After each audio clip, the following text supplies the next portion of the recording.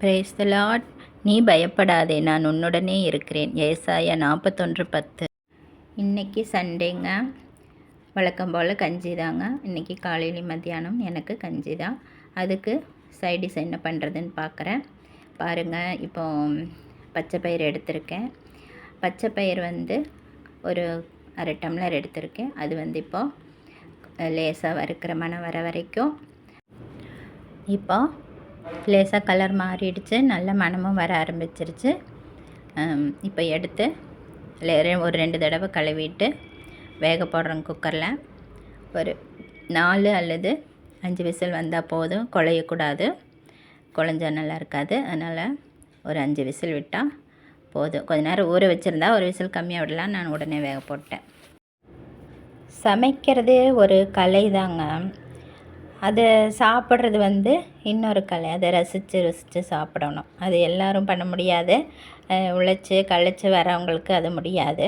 ஆனால் அதை ரசித்து சிலர் சாப்பிடுவாங்க. நமக்கே பார்க்குறக்கு நல்லா ஆசையாக இருக்கும். அவங்களுக்கு வேறு மாதிரியெல்லாம் செஞ்சு விதவிதமாக செஞ்சு கொடுக்கணுன்ட்டு. அது மாதிரி நம்ம சமைச்சதை நல்லா இருக்குதுன்னு சொல்லும் பொழுது நமக்கு சந்தோஷமாக இருக்கும்.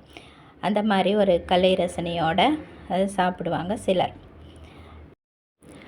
எந்தெந்த சாப்பாட்டுக்கு என்னென்ன சைடிஷ் வச்சு எப்படி சாப்பிட்லாம் அப்படிங்கிறது எல்லாமே ஒரு ரசனையோடு சாப்பிடணும்.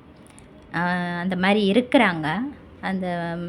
அதுக்கு அவங்களுக்கு நேரமும் இருக்குது. சிலருக்கெல்லாம் நேரம் இருக்காது. அவங்களுக்கு இதெல்லாம் ரசித்து சாப்பிட்றதுக்கு அவங்கள நம்ம எதுவும் சொல்லக்கூடாது. ஏதோ சாப்பிட்றாங்களே நம்ம செஞ்சது, அது வரைக்கும் சந்தோஷப்படணும். சரி, இப்போ பருப்பு வெந்தாச்சுங்க. பச்சை பயிறு இப்போ சின்ன வெங்காயம் தான் எடுத்திருக்கேன். அது கொஞ்சம் ஒரு அளவுக்கு அதிகமாகவே போடணும். வெங்காயம் கொஞ்சம் எச்சா போட்டால் கொஞ்சம் நல்லாயிருக்கும்.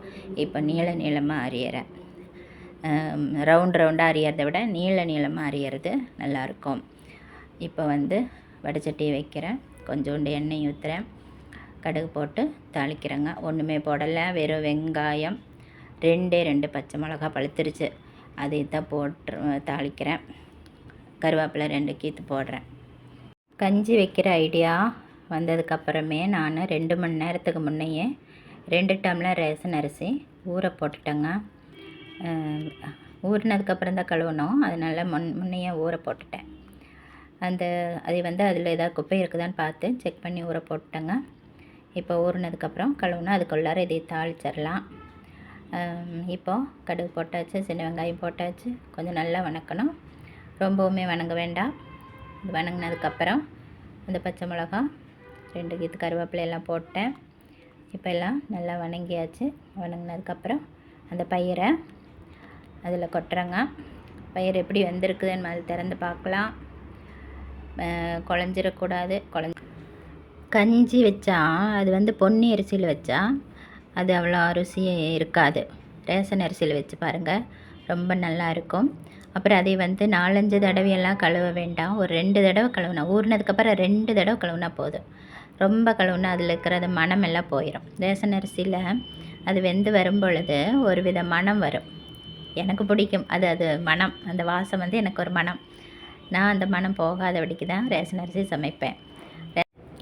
ரேஷன் அரிசி இட்லி தோசைக்கு ஊற போடுறதுக்கு, இந்த கஞ்சி வைக்கிறதுக்கு நான் பயன்படுத்துவேன். அதனால் ரேஷன் அரிசி நான் கொடுக்க மாட்டேன். அதே நேரத்தில் பச்சரிசி இடியாப்பம், ஆப்பம், கொழுக்கட்டை இந்த மாதிரி செய்கிறதுக்கு பச்சரிசிங்க. அப்புறம் பொன்னி அரிசி குழம்பு சாப்பாட்டுக்கு அது வச்சுருக்கேன்.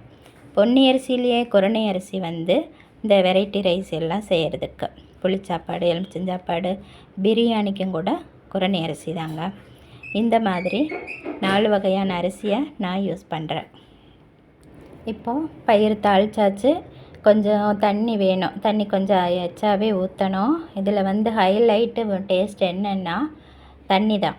இந்த பயிரில் கொஞ்சம் தண்ணி எச்சா ஊற்றி பயிரை விட தண்ணியை மோந்து சாப்பிட்டோம்னா ரொம்ப டேஸ்ட்டாக இருக்கும். இப்போ பத்தாதனால கொஞ்சம் தண்ணி ஊற்றிருக்கேன். இப்போ கொதிக்கணும். நல்லா கொதிக்க விட்டு கொஞ்சம் தேங்காய் எண்ணெய் ஊற்றி இறக்கி வைக்க போகிறேன். சூப்பர் டேஸ்ட்டாக இருக்குங்க. அதுக்கிடையில் நான் அரிசியை கழுவியாச்சு. 2 தடவை கழுவி மூடி வச்சுருக்கேன். இப்போ அடுப்பில் வைக்கிறேங்க. ரேஷன் அரிசி கஞ்சிங்கிறனால ஒரு 4 அல்லது 5 விசில் வந்தால் இறக்கி வச்சிடலாம். இப்போ தேங்காய் எண்ணெய் கொஞ்சம் ஊற்றியாச்சு. நல்லா கிளறியாச்சு. தேங்காய் எண்ணெய் ஊற்றுனதுக்கப்புறம் அடுப்பில் வைக்க வேண்டாம், எடுத்து இறக்கி வச்சாச்சு. மூடி வச்சிட வேண்டியதான் சாப்பாடு ஆகிற வரைக்கும். குக்கரில் சாப்பாடு வச்சாச்சுங்க. அந்த 2 டம்ளர் அரிசிக்கு 1 சொம்பு தண்ணி ஊற்றிருக்கேன். சாப்பாடு ஆயிடுச்சு. இப்போ சாப்பாடு மாதிரி தான் இருக்குது, ஆனால் அது கஞ்சி பண்ணணும்.